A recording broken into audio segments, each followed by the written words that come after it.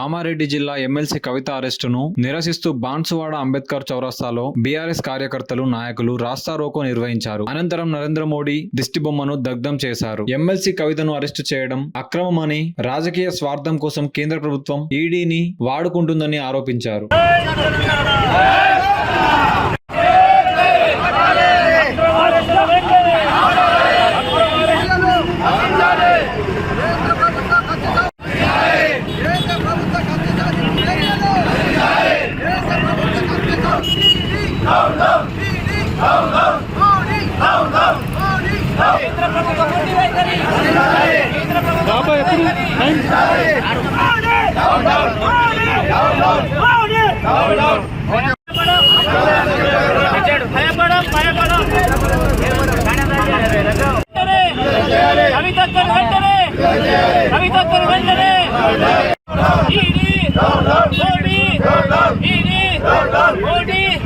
BJP